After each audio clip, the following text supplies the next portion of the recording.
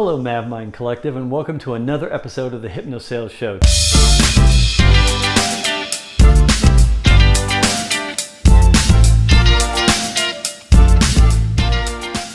Today I'm going to be talking briefly, it's a very short video today, but it's very important that you understand the difference between imagine and visualize. And this is something I learned as a hypnotist when I was helping people stop smoking or stop overeating in a very clinical sense, right? They come to me, they need help. I'm a hypnotist, I help them, I walk them through it and put them in a trance and give them suggestions. I learned, as a hypnotist being trained, I learned that all of us have one way or the other that we can use our imagination and that we can use our mind. We can either imagine things or we can visualize things. So the interesting part of this is that about half of us can imagine something in our mind, but we can't visualize it. We're unable to do that because of how our brains, because our left and right brain, how it's wired, and how the subconscious works with the conscious mind. It doesn't know how to do one or the other. So some of us can imagine things, and some of us can visualize things. And if you can visualize things in your mind, then typically you can't imagine something. I know this sounds strange. I know you're probably like, what? What are you talking about, Maverick? I'm telling you, this is just a phenomena that happens. And it's important that we understand this if we're in a customer-facing role, which I'm sure you are, because you're watching these videos, because you're in a customer-facing role like me, and you're engaging with customers, prospects, and clients all the time.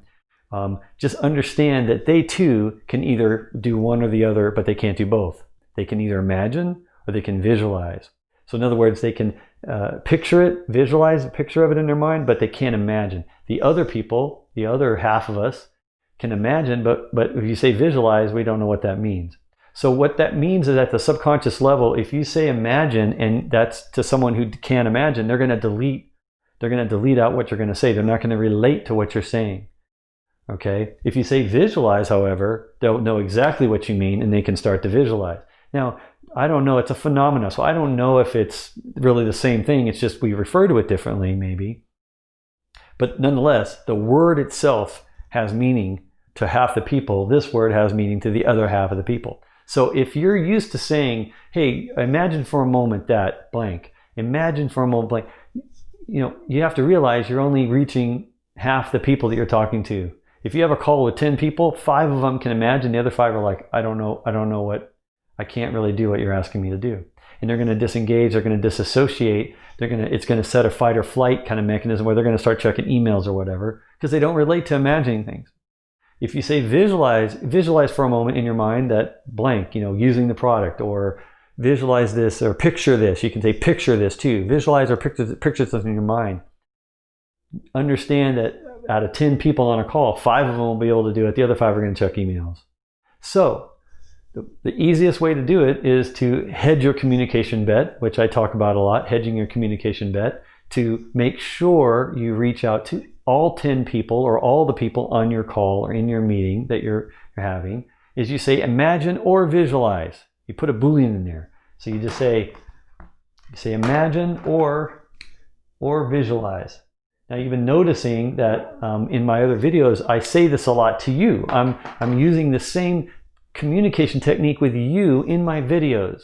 When I ask you to imagine or visualize something, I always say imagine or visualize. Now you could say visualize or imagine, you could say it the other way around. I've just learned that this is as I've experimented over my career, I found that this is the best combination to always say imagine first and then visualize. For some reason that just has a better effect. I found in my success doing this. So imagine and visualize for a moment. I just say it like both together all the time. So I just imagine and visualize for a moment because I want to make sure I get everybody.